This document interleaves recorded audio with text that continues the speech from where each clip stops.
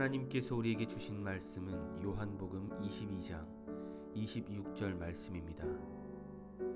요한복음 3장 22절로부터 26절 말씀입니다. 그 후에 예수께서 제자들과 유대 땅으로 가서 거기 함께 유하시며 세례를 베푸시더라. 요한도 살렘 가까운 에논에서 세례를 베푸니 거기 물이 많음이라. 그러므로 사람들이 와서 세례를 받더라.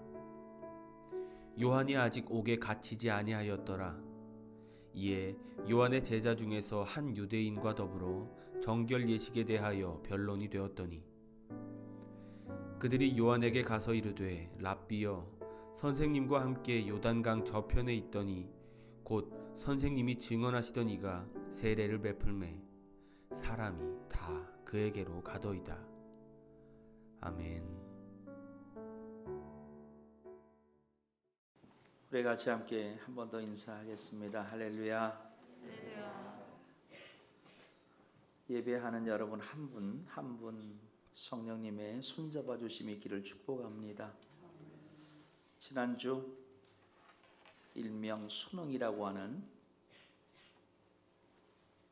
대학 수학능력 평가 시험이 있었습니다. 우리 위에서도 대상자들이 있어서 시험을 치렀습니다.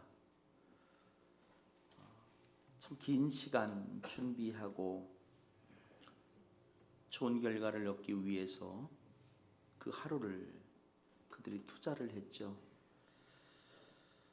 돌아보면 그렇게 견뎌둔 그 친구들이 참 대견스럽습니다. 또 함께 견뎌준 부모님들도 고맙고, 사실 견뎠다라기보다는요 버텼다라는 표현이 맞는 것 같아요. 얼마나 고맙고 감사한지, 그리고 그렇게 버텨준 그 친구들이 얼마나 예쁜지. 사실 여러분 요즘에는요 태중에서부터 이 수능을 준비한다고 합니다. 무슨 말이냐면 어린이집에 들어가기 위해 신청을 하는데 나면서부터 신청하는 것보다도 더 앞서서 태중에 있을 때 정말 신청을 한대요. 3, 4년 전에 신청하는 거예요. 그러면 그 아이에게 우선권이 있느냐? 아니래. 추첨을 해서 당첨돼야 어린이집에 들어갈 수 있다는 거예요. 모든 어린이집이 다 그런 게 아니라 삼성 어린이집이요? 무슨 국공립 어린이집은 실제로 그렇게 지금 신청을 받는다는 거예요. 어린이집, 유치원, 초등학교, 그리고 중고등학교, 이 긴 과정을 거쳐서 수능을 본 겁니다. 이게 끝이 아니에요. 이 친구들에게 면접이 있고 논술이 남았습니다. 이 과정들도 우리 믿음의 친구들이 잘 감당할 줄 믿습니다. 여러분들도 계속 관심 가져주시고 격려해 주시고 기도로 축복해 주시면 고맙겠습니다. 이 친구들이 우리 교회의 미래예요. 이 나라의 미래이기 때문에 우리가 이 사람을 잘 세워가야 되는 과제가 있습니다. 저는 어릴 때 그런 생각 참 많이 했습니다. 빨리 어른이 됐으면 좋겠다.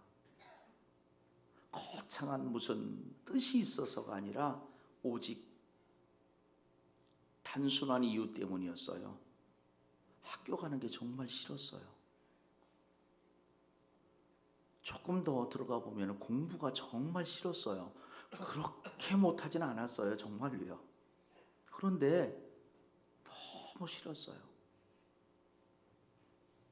옛날에는요 날짜를 보고서 그저 선생님들이 그렇게 시켜요. 앞뒤 번호 뭐가 걸릴지 몰라서 얼마나 힘들었는지. 21일 오늘이면은요 21번은 조마조마한 거예요. 앞뒷번호도 조마조마하고요. 기억나세요? 그러면 그거의 배수인 42번. 아, 참. 그래서 저는 싫었어요. 그 혼나는 게 싫어서 빨리 어른이 되었으면. 근데 제가 커 보니까 제 생각이 잘못되었어요. 아니, 제 생각이 틀렸었어요. 영역, 그라운드가 다른 거예요. 그때가 좋았어요. 그 몇 명 경쟁하는 게 그래도 행복했어요. 세상에 나와 보니까요, 다 경쟁 상대인 거예요. 그 짐이 얼마나 무거운지. 그럼에도 불구하고 지금 여기 계신 여러분들은요, 그 무거운 짐을 짊어지고 여기까지 잘 오셨어요. 그런 여러분 한 분 한 분을 진심으로 주의 이름으로 축복하고 축복합니다. 앞으로도 잘 가시기를 주의 이름으로 또한 축복합니다. 교회 공동체 안에서 항상 이 12월 10이라는 숫자가 보일 때쯤 되면은요, 제 머리가 지끈지끈 거릴 때가 참 많습니다. 그런 고민 때문이에요. 내가 지금 맡은 일이 뭔가라는 것, 그것을 잘하고 있는가라는 거죠. 우리 교회가 맡은 것, 그것을 잘하고 있는가라는 그 질문입니다. 잘 못하고 있다면 뭐를 더 해야 되고 뭘 빼내야 되는 건지, 또 잘하고 있다면 그대로 가면 되는 건지, 더 해야 될 것은 없는지, 여러분 그런 질문을 자꾸 품고 생각하다 보면은요, 귀결되어지는 한 방향이 나와요. 그런데 재밌는 것은 이 방향이 항상 같아요. 바로 사람을 세우는 겁니다. 인사가 만사라고 했죠. 잘 세워야 모든 일이 잘 풀린다는 거예요. 그래서 인사가 참 어려운 겁니다. 여러분 출애굽기 18장을 보면은요, 성경에서 처음으로 천부장 제도에 대해서 말하고 있습니다. 출애굽 18장 21절을 보면 온 백성 가운데서 능력 있는 사람들, 곧 하나님을 두려워하며 진실하며 불의한 이익을 미워하는 자를 살펴서 백성 위에 세워 천부장과 백부장과 50부장과 10부장을 삼아라, 이렇게 말해요.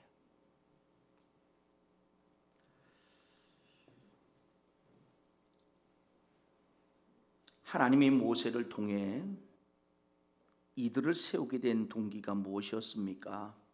그 출애굽기 18장 13절을 보면요, 애굽에서 나온 이스라엘 백성들 사이에 크고 작은 분쟁들이 있었던 것 같아요. 다툼이 있었던 거죠. 그거를 해결해 줄 사람이 필요한데 그 역할을 모세가 감당했던 겁니다.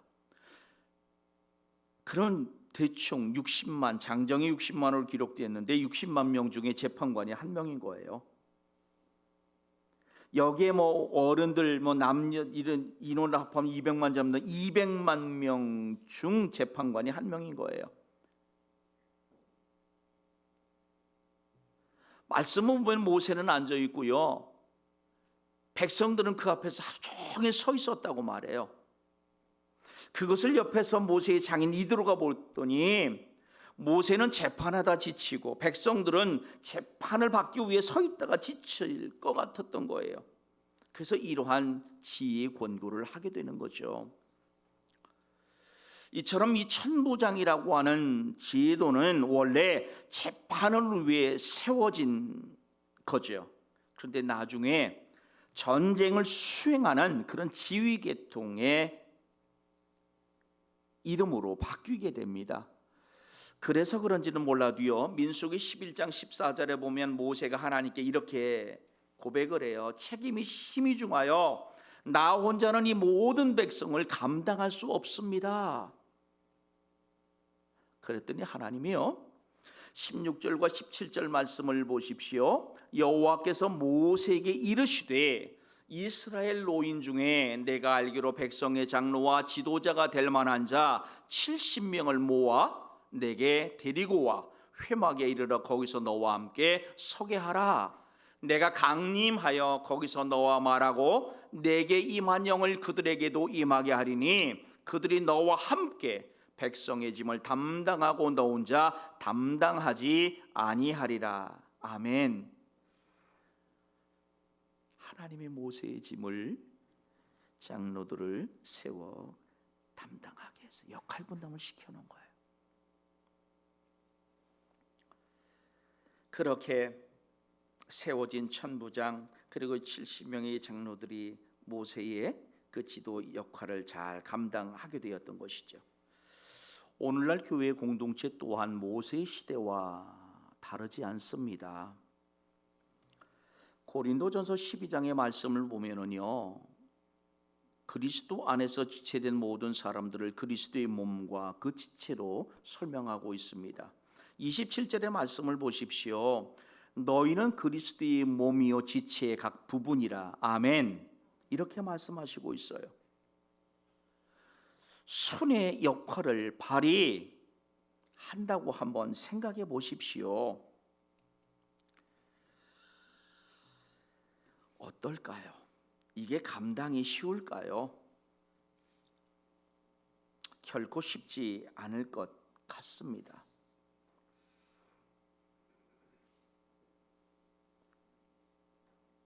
또한 발의 역할을 손이 감당한다고 한번 생각해 보십시오. 수월하지 않을 것 같습니다. 몇 사람에게 일에 집중되어서는 안 됩니다. 그래서 교회에 각 지체들을 붙여주신 거예요. 이때 교회 공동체는 모세 시대처럼 그런 어떤 수평적인 관계 속에서 일할 수 있는 사람을 찾는 것이 아니라 수직적 관계 속에서 일할 수 있는 마땅한 자를 찾아 세우게 됩니다. 아무나 감당할 수 있기 때문에 아무나 세우는 것이 아니에요. 오늘 여러분에게는 어떠한 능력이 있다고 생각하십니까?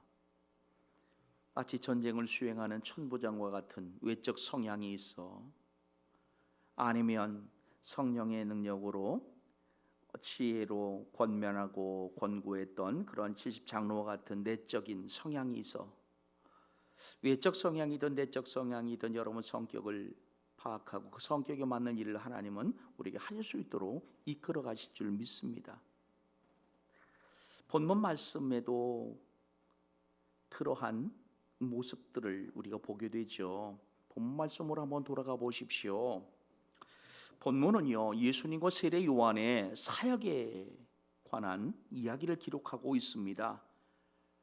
아마도 이때에 세례 요한의 제자와 어떤 한 유대인이 정결 예식에 대한, 다시 말하면 세례를 받음으로 죄를 용서받고 깨끗하게 되어진 이 문제를 가지고 변론이 있었던 것 같아요. 아기먼트라고도 표현하지는 이 변론, 다른 말로는 논쟁이라고 말하고 더 쉬운 말로는 말다툼이라고 말해요. 저는 말다툼이라는 표현이 더 맞는 것 같아요. 이 변론이 어떠한 것이었는지는 명확하지는 않아요. 이 전에 있던 정결 예식, 그리고 세례 요한과 예수님이 행하는 정결 예식과의 비교인지, 아니면 세례 요한과 예수님의 정결 예식의 비교인지는 나와 있지는 않습니다. 그러나 본문의 말씀을 이렇게 들여다보건대 이거는 분명한 거죠.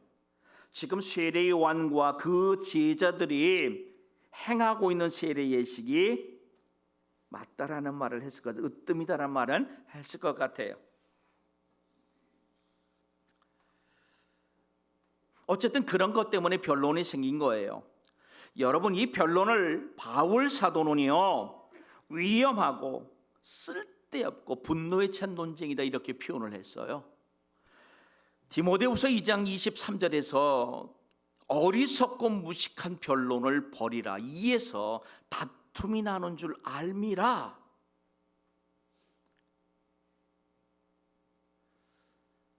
여러분, 왜 변론이 생겼어요? 본문 26절을 보십시오. 그들이 요한에게 가서 이르되 라삐여, 선생님과 함께 요단강 저편에 있더니 곧 선생님이 증언하시던 이가 세례를 베풀매 사람이다. 그에게로 가더이다. 아멘. 오늘 말씀을 조금 깊이 묵상하시면요, 제자들이 스승 세례 요한을 찾아가 벌어진 일을 이야기할 때에 논점이 잘못되어 있다는 것을 알게 되죠. 앞에서 정결 예식에 대한 논쟁을 벌이고 있어요. 그죠? 근데 지금 제자들이 세례 요한에 가서 세례 요한에 말할 때는 정결 예식에 대한 논점이 아닌 무엇을 얘기하고 있어요? 예수님의 세례, 예수님과 제자들의 세례에 대한 이야기를 하고 있단 말입니다. 여기에 변론의 원인이 드러납니다. 일찍이 요한은요, 요단강 건너편이었던 베다니에서 예수님께 세례를 베풀고 예수님의 증언자가 되었던 사람이죠. 그리고 지금 같은 일을 하고 있단 말입니다.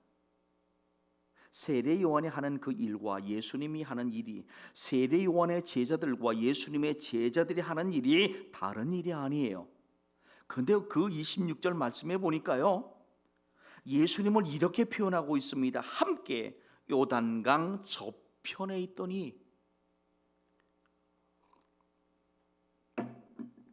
세례 요한의 제자들이 예수라는 호칭을 정확히 사용하고 있질 않아요. 아마 다분히 예수님을 좀 깎아내리려고 하는 그런 의도도 담았던 것 같습니다. 이해가 됩니다. 여러분, 세례 요한의 제자들에게 있어서 예수님은 누구예요? 자기 스승에게 세례를 받았던 사람이잖아요. 그럼 자기들과 다르지 않아요. 예수님은 자기 스승 세례 요한에게 오히려 고마워해야 될 사람이라는 것 생각도 했을 것 같아요. 세례의 시작은 자기들이었어요. 그래서 세례 요한에게 예수님도 세례를 받았던 거예요. 그런데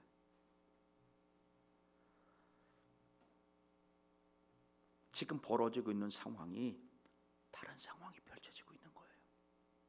그래서 세례 요한의 제자들은 스승에게 이 정결 논쟁을 보고하러 가는 그 사이에 이것은 단순한 정결 논쟁거리가 아닌 예수님을 향한 불평과 불만을 이야기하게 됐던 거지요.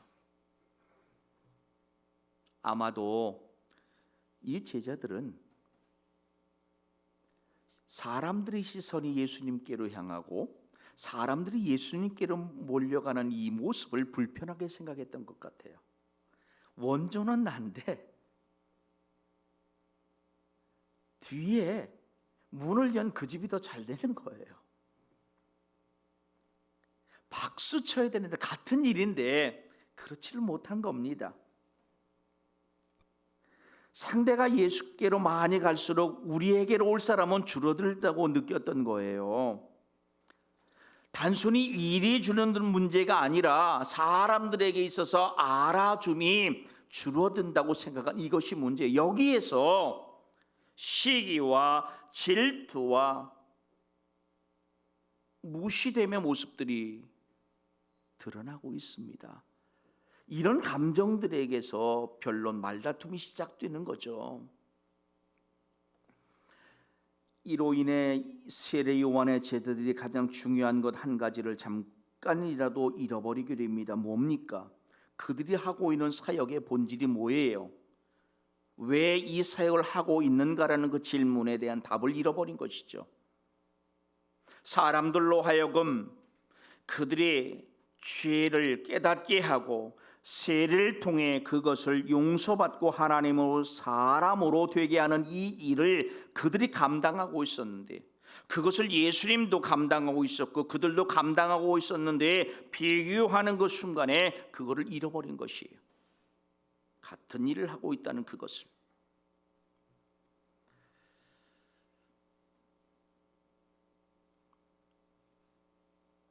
교회는 하나님의 일을 하는 곳입니다. 저와 여러분이 누군가에게 인정받으려고, 세상 사람들에게 인정받으려고 일하는 곳이 결코 아닙니다. 누군가가 하나님 일을 하며 드러나는 것 같고 인정받는 것 같으니까 나도 해야지 하고 자청해서 하는 것도 사실 아니에요. 세례 요한의 제자들이 바로 이 부분을 잃어버린 겁니다. 사람들이 점점 예수님과 그 제자들에게 몰려가다 보니까 은연중에 시기, 질투, 경쟁 심리가 생겨나게 된 겁니다. 우리 중에 비교하고 경쟁하고, 여러분 이런 마음이 있어서 심란한 분들도 있을 수 있죠. 속히 그 유혹에서 빠져나오시기를 주의 이름으로 축복합니다. 다시 말하지만 우리는요, 어떤 사람을 위해 사역하는 것이 아니에요. 누구에게 잘 보이려고 사역하는 것이 아닙니다. 하나님 일이기에 더욱이 혼자 감당하면 힘들기에, 혼자 감당할 수 없기에 새와 함께 동역하는 겁니다. 그래서 출애굽기 18장 21절의 말씀처럼 세워지는 사람은 하나님을 두려워하며 진실하며 불의한 이익을 미워하는 능력 있는 사람들을 세우기 위해 애써야 되는 것이죠. 그런 사람이 되기 위해 우리는 애써야 되는 것이에요.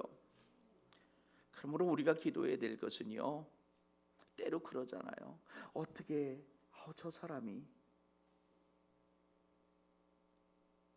저 사람이 목사가 되고 저 사람이 장로가 되고 저 권사가 돼? 그럼 나는, 우리 하나님은 그렇게 대답하실 것 같아요. 제발 그만큼만이라도 해라. 그러므로 여러분, 세워지는 사역자들과 함께 일하시기를 축복합니다. 그들을 먼저 축복해 주시기를 부탁합니다. 그들 순종하고 힘이 되어 주시기를 축복합니다.